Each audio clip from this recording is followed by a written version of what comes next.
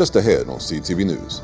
The Prince George's County Council's leadership team is in place for the 2026 legislative session. I'm Jonathan Hunter. I have more coming up. Plus, a wintry mix causes school delays in the area, and a student is stabbed near a local high school. Those stories and more on CTV News, starting now.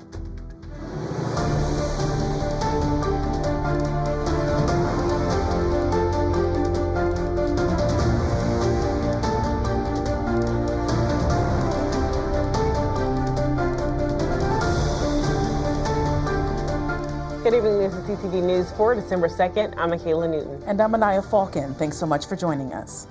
Topping our news tonight, the annual gavel exchange ceremony took place today for the Prince George's County Council. This means the council selected who will be the new chair and vice chair for the upcoming legislative session. Our Jonathan Hunter spoke to the new leadership team about their visions moving forward. Today was an emotional day for the Prince George's County Council as outgoing Chair Ed Burrows passed the baton to Crystal Oriata, who will be going from vice chair to chair of the council. And it was all smiles for Councilwoman Crystal Oriata as she accepted a gift of appreciation from Burrows. This last legislative session, she served as vice chair and he as chair. The vote for Oriata was 10-0. I think that there's so much we're going to be able to do with the county executive. I think it's going to be a continuation of the work that I was able to do as vice chair with Councilman Burrows. So I'm just excited. And Chair Oriata nominated Councilman Eric Olson for vice chair. The vote for him was 10-0. I look forward to supporting the chair. Chair Oriata has a lot of great initiatives, and this is a partnership with the entire council. We're going to continue to move the county forward. Oriata says a top priority in the next legislative session is making sure families in the county have access to affordable child care. When we talk to a lot of families, not being able to go back to work or continue your education to get a higher paying job is the cost of childcare. It can cost more than your mortgage to have access to childcare. Prince George's County in the past has faced a structural deficit. For Vice Chair Olson, he is committed to making sure the county has a balanced budget in the year ahead. That's our main duty of the year, is to make sure that we're passing a sound budget, and we'll work with the county executive and our colleagues to have a balanced budget. The county council will recess until January of next year. In Largo, I'm Jonathan Hunter reporting for CTV News. Thanks, Jonathan. The legislative session for next year will conclude on November 30th. Elementary mix of snow, sleet, and rain spread across the DMV this morning, resulting in school delays, closures, and hazardous commutes. Here in Prince George's, PGCPS was under a code orange with schools and offices opening under a 2-hour delay. All half-day centers and programs, along with field trips and morning practices, were canceled. Montgomery County Public Schools was also under a 2-hour delay under a code yellow, and Frederick County schools were closed. And a county high school student was stabbed yesterday afternoon, with the attack happening at a Metro bus stop near the school. The stabbing of the High Point High School student occurred around 3:20 p.m. in the 9000 block of Riggs Road, which is about 10 minutes away from the school. The student was rushed to the hospital in critical but stable condition and remains under care. To protect student safety, school officials are reviewing safety protocols and plan to give updates once more information is available. Well, the family of a 3-year-old, Zoe Harrison, the toddler killed after a police pursuit ended in a crash, has filed a lawsuit against 2 police agencies, Prince George's County, and the man facing charges in connection to her death. Now, the suit claims police breached their duty of reasonable care when they initiated the high-speed chase. The lawsuit also claims the officers did not respond to the crash correctly and pulled the toddler from her car seat prematurely, making her injuries worse. According to the court filing, Harrison's parents are seeking at least $75,000 in their lawsuit. And we have new details into the Hyattsville police officer charged with sexual abuse. He has now been released from jail. Jonathan Mong, a 5-year member of the Hyattsville Police Department, was indicted by a grand jury for sexual abuse of a minor, second-degree rape, and additional sex offense charges. Yesterday, a judge granted him unsecured bond, meaning he's out while awaiting trial, and he cannot have any weapons or make any contact with the 15-year-old victim. A trial date is set for March. The Housing Authority of Prince George's County has reopened their applications for the Housing Voucher Choice Program for the first time in 10 years. The program, better known as Section 8, provides rental assistance to people in the county. Yesterday, several people came to the Sports and Learning Complex to fill out applications. Out of all of those who apply, the county's Housing Authority uses a lottery system to select 5,000 people for the wait list. The demand for the program is high. As of noon today, we've already had 15,000 applicants. And so that's phenomenal considering 10 years ago, with opening open for 2 weeks, we had only 30,000 applicants. So we can see the demand has been significant. I feel like it is definitely critical for people like myself and others in Prince George's County. Like you said, it's been closed for 10 whole years. And during that time, it's left people like myself and countless families without stable housing. And you have until Friday at midnight to apply. People needing assistance can also go to the libraries in Oxon Hill and Laurel from 12 p.m. to 4 p.m. for the next few days.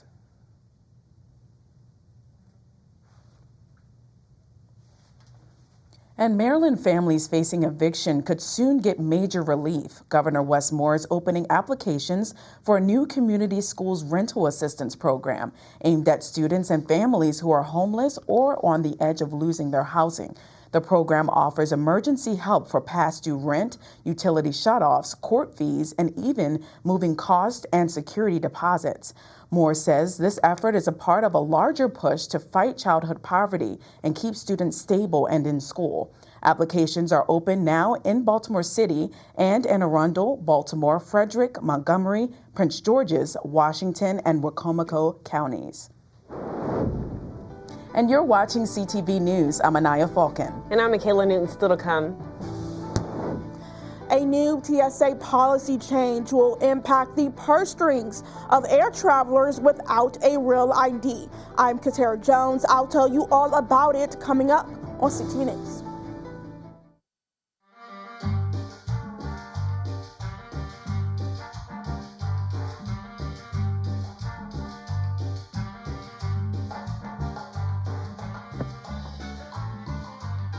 Okay, Dad, look at you. I look nice, don't I? I see you. Yeah. Adding your own flavor to fashion comes with age. Oh, man, that's the best one yet. Forgetting how to add doesn't.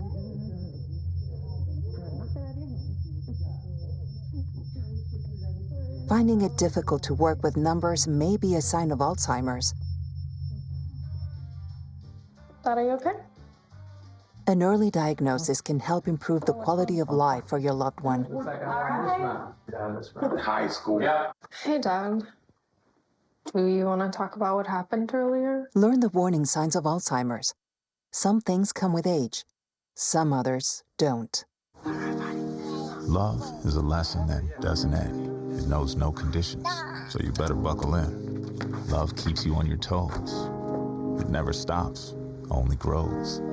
Love isn't easy, it's a commitment, especially when they're being their most resistant. Love is finding the right seat so you can take a breath.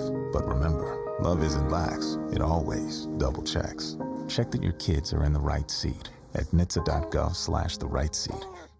Teachers are dynamic leaders, shaping a new generation, innovating to prepare students for our fast-changing world. They're skilled experts, discovering a universe of solutions, telling stories, inspiring, mentoring, connecting cultures, leading by example. Teaching is a journey that shapes lives. Are you ready to begin? Explore teaching at teach.org. Welcome back. For air travelers that don't have a real ID, listen up. Getting to your gate just might cost you more. CTV's Katera Jones is standing by with everything you need to know about the new rollout from TSA. That's right, ladies. TSA just announced that travelers who come to the airport without an acceptable form of ID, like the Real ID, will get hit with a $45 fine beginning February 1st. Now, the payment will cover the cost of the use of TSA's Confirm ID, which is an alternative way to verify a traveler's identity at security checkpoints. Officials say the fee, which can be paid in person or online, will last for a 10-day travel period. Now, to avoid this additional cost, TSA is urging Americans to get their Real ID. Now, some good news here in Maryland is that 99% of state residents are Real ID compliant. If you aren't, you can go to a Maryland NVA and get a Real ID. Now, if you don't want to get that type of identification, there are other acceptable forms of ID that you can present at the airport. Some of those include a U.S. passport, a state-issued EDL, or even a permanent resident card. Again, TSA will begin enforcing this new policy change beginning February 1st. Back to you, ladies, at the anchor desk. Again, Marylanders can get their Real ID through the state's Motor Vehicle Administration. Visit mva.maryland.gov. For the second time in less than 4 months, a toddler has fallen from the 6th floor of an apartment building in College Park. It happened the day before Thanksgiving at the 7 Spring Apartments on the 9300 block of Cherry Hill Road in College Park. Investigators say the 2-year-old fell from the 6th floor and suffered serious injuries, but is expected to survive. You'll recall in August, a 3-year-old survived a 6-story fall from a different apartment complex, also in College Park. And Laurel police say a drone helped them bring down a suspected drug dealer after a brief foot chase. Officers with the community action team were trying to stop the man last week when he took off running, but the department's drone unit followed him from above, guiding officers right to his location. Police say they recovered nearly 5 grams of crack cocaine, 188 Percocet 30s, and about $500 in cash during the arrest. The suspect was taken into custody, and investigators say more charges could follow as they continue reviewing the evidence. Well, County Councilman Edward Burrows launched a new partnership with Us Helping Us, a nonprofit providing free in-home test kits for HIV. The initiative was a part of World AIDS Day yesterday. Well, according to the County Council's office, more than 8,000 Prince Georgians are living with diagnosed HIV, and the county has some of the highest rates of new diagnosis in the state. Under the new program, any District 8 resident who tests positive for HIV will be connected with personally tailored treatment from Us Helping Us. I'm a long-term survivor. 40 years, next year will be 40 years that I've been HIV positive. The key is that I knew my status early on. And people walking around with all kind of things, and you need to come to the table. So by this initiative will probably enlighten some people about the disease. It will also definitely give people a chance to come in and find out their status. You know, I think that's the biggest thing is know your status. And the kit can be ordered via QR code or on the website ushelpingus.org. And Maryland's Human Services Secretary Rafael Lopez has pled guilty to a DUI charge. This is stemming from a January traffic stop where police say his SUV was swerving and he registered a breath alcohol reading over the legal limit. Under a deferred sentencing deal, Lopez will perform 40 hours of community service over the next year and pay a $100 fine. The case could be dismissed if he fulfills those conditions. Lopez had previously been placed on administrative leave but returned to work in April. Well, a major criminal justice partnership in Maryland is officially wrapping up. Attorney General Anthony Brown and Public Defender Natasha Dartigue say the Maryland Equitable Justice Collaborative has dissolved a little more than 2 years after it launched. The group brought state agencies, law enforcement, and community organizations together to tackle mass incarceration and delivered its recommendations earlier this year. Now, their report highlighted a stark reality. Black residents make up about 30% of Maryland's population, but more than 70% of its prison population. Meanwhile, Maryland's public defender, Natasha Dartigue, say that the push for justice and equity is getting tougher because the workload is exploding. The office handled more than 100,000 cases last year, up from 85,000 just 2 years earlier. According to Maryland Matters, Dartigue says they need hundreds of more attorneys and staff to keep pace, even as the state faces a major budget deficit. Maryland still sends more teens to adult court than almost any state in the country, and advocates say it's time to rethink that. And still to come on CTV News, are you a small business owner looking for ways to expand? Well, a new program is hoping to provide you with all the tools you need for success. We have all the details for you after the break. Stay with us. Well, let's get the show started, gentlemen. This moment right here it's all about, teaching and being able to show what we have as the knowledge, but also just to have those great conversations and to keep the movement forward, man. Because it is so many other things that go into place that is judging this, our fashion, our style, the social media, all these things are in place. So you really have to be one within.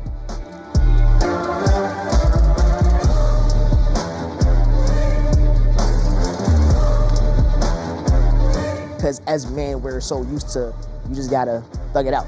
You just gotta keep it going, you gotta thug it out. And the man always was carrying a purse, but it looked like a woman's purse. I didn't know what it was. Yeah. He didn't need his woman carrying anything heavy. And for black men, we already know the struggles that we have. When we begin to operate this from a masculinity perspective, we want people to perceive us as being confident, being a king, being a protector. The Mentality, only on CTV. We are women first, but women with disabilities last. During a military exercise, we crashed and I broke my neck. When I was in the Air Force, an accident changed my life. I couldn't have imagined the injustices I would face. Every day, women like me go to the doctor for annual checkups for conditions like breast cancer. Early detection saved my life. But women with disabilities face a cruel reality: inaccessible medical facilities and equipment. In the 25 years since my injury, I have not seen a gynecologist. There's not one accessible OBGYN in my community. I found lumps in my breast. I went to a doctor's office I was told was accessible, but when I got there, I couldn't get through the front door. I don't know where I'd be today without access to testing. Our veterans deserve better. Help PVA fight for access at pva.org. If words were enough, I would help you bear your burden. I would watch each child of yours grow strong and true. Teach them to read and to write and to sing, so that their voices be forgotten nevermore. If words were enough, I would sate your hunger, and you would know you are my sister, my brother, my child. If words were enough. It's so hard to predict a sick kid who just keep getting sicker, but we needed to be together as a family. My family is my entire life. My family means the world to me. When we're together and we have support from Ronald McDonald House, we can be a little stronger. They provide food and a place to rest your head, and they will help you through every step. That's what gets you through every day when you don't know how else you're gonna make it. It makes you feel like you're not alone. The County Police Department is mourning the loss of one of their beloved officers. Sergeant Joseph Mullendore sadly passed away last week after battling a hard-fought illness. He has been with the department for nearly 20 years with assignments in Oxon Hill and Beltsville. Before PGPD, he was an officer with the University of Maryland Police Department. Sergeant Mullendore leaves behind his wife and son, and he was only 50 years old. Well, a multi-session program aimed at growing small businesses kicked off today in our area. The Bow Collective, along with the town of Bladensburg, have teamed up for a business accelerator called the Bow Institute. The event, held at the Bladensburg Library, is a 4-session hybrid development program designed to help small business owners strengthen strategy and grow their business. The Bow Institute is 400 members strong. We have an expert in HR, an expert in business development, an expert in wellness, because as a small business owner, there's a lot of stress, right? So you need all of those pieces coming together, and we want to just get everyone ready, positioned for 2026. They're looking to scale. They're looking to get understanding about their finances. They want to understand HR and how to hire the right people and how to let the wrong people go. They want to learn about AI and how to use different processes in order to grow their businesses, in order to stay strong in this economy. All sessions are free. The remaining 3 meetings will be held virtually through January 7th. But for more information, go to theboatcollective.org. And Prince George's County is lending a financial hand to homeowners looking to tap into solar energy. The county has launched its Solarize Prince George's campaign. The program will provide residents with between $5,000 to $10,000 in grant funding to support the installation of residential panels. In addition to energy savings, the program will also provide home upgrades such as roof repairs or electrical improvements. Prince George's has set a goal of 50% reduction on greenhouse gas emissions by 2030. The county will host a series of virtual information sessions starting in January, followed by an in-person community event. To get more information, go to the website on your screen. Today is Giving Tuesday, and Pepco is honoring the Global Day of Generosity by giving $250,000 to support customers in need in the region. The funds are distributed by 3 nonprofits in the region, including Mission of Love Charities in Prince George's County. It provides a food pantry, utility assistance, and workforce development, among other things. The funds were raised by the annual Pepco Golf Classic, which has donated nearly $5 million since 2006. And layoffs in Maryland are climbing, and a growing number of employers are pointing to artificial intelligence as a contributing factor. This year, Maryland has seen layoffs rise nearly 30%, roughly 2,000 more job cuts than this time last year. According to data from the monthly job cut report, AI is now the second most cited reason employers give for letting staff go, after cost-saving measures. While industries such as information tech, data processing, and customer service have been hit hard, experts say AI is not just displacing jobs, it may be reshaping the workforce. All right, don't go away just yet. It's now time for our Tuesday Sports page. That's right, and we're passing it on to Simon as he brings us some news from the hardwood. Hey there everyone, and coming right up, some players from the Laurel High School boys basketball team touched on the improvements they made in their game as the season approaches. Find out what they had to say after the break. Don't go anywhere.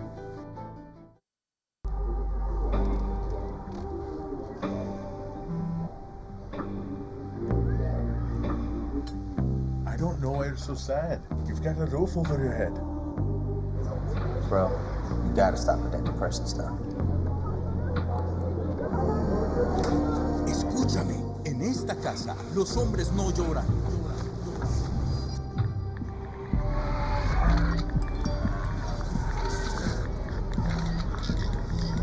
You alright? It just feels like it's coming from everywhere. Do you want to talk about it? Thanks for hearing me out, bro. Appreciate it. You can talk to me if you're feeling sad. Whenever you need to talk, I'm here, okay?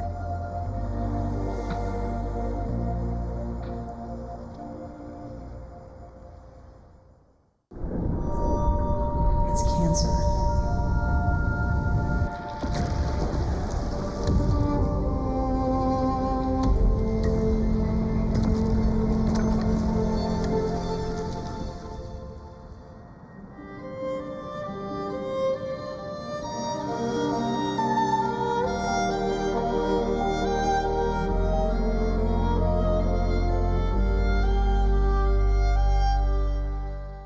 My opponent is completely disregarding almost half of my arguments which I responded to. Communities must step up. Laws and alone protest cannot against this stop a bullet. normalizing. Well, I completely disagree. Point of inquiry, do you guys even realize that the #1 killer of children and teens are gun injuries? You're probably starting to realize now, this is not a debate. There is no adult in this earth that wants children to die. I worry for my kids.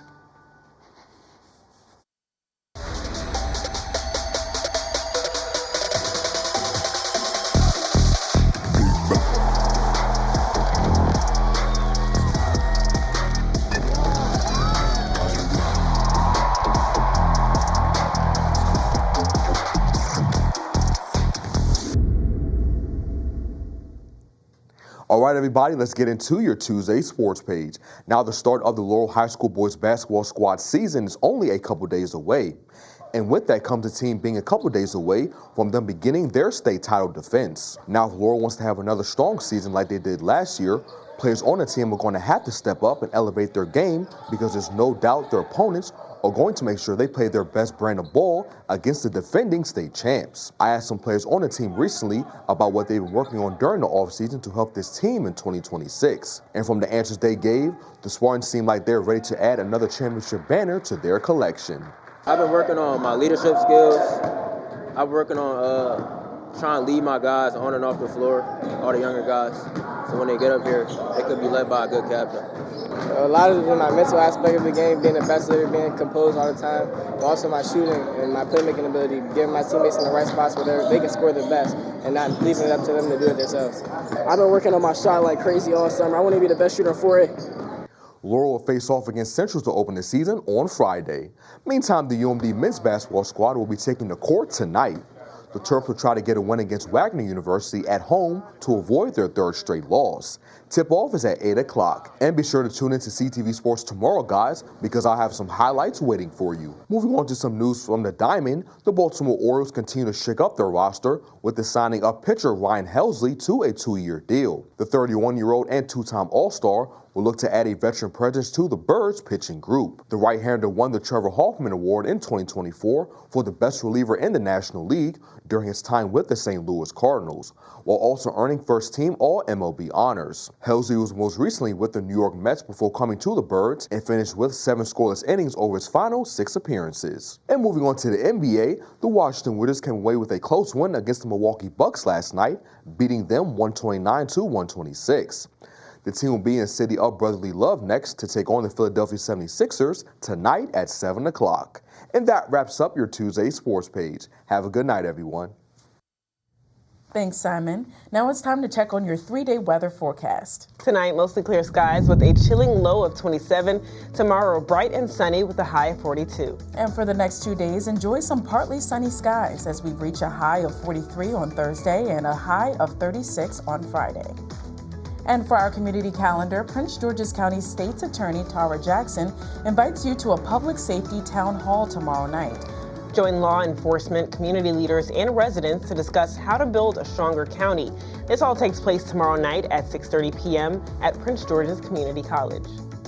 And do you have a story that needs to be heard? You can reach out to our CTV News tip line. Just give us a call at 301-386-4085, or you can send us an email to pgctv.org. We look forward to hearing from you. And that's a wrap for CTV News for now. Thank you so much for joining us. We'll see you again tomorrow. Have a good night.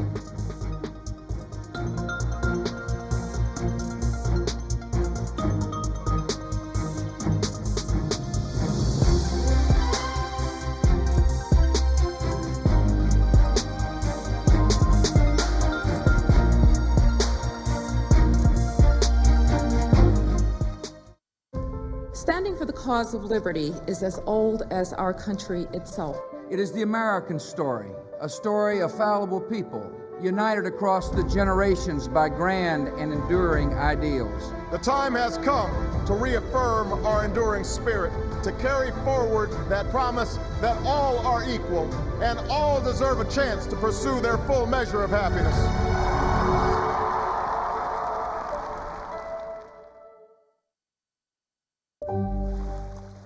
If love were a threshold, we could cross every ocean to understand whale song and coral, crab and plankton. If love were strawberries and wheat, we could shape it into a sweetheart dessert, passing our lips as if we had only tasted earth once. And if love were hanging from the branches of the pine and palm, acacia and fir, we could be indivisible from the tiger, the turtle, the bison and birds. If only our love were larger than wildfire and faster to take root. If only our love were more swift than the eye of the hurricane and strong enough to break storm surge. Here is the boldness of our love in one hand, our strength against what we might lose in the other. Can we love more? Yes, yes, yes.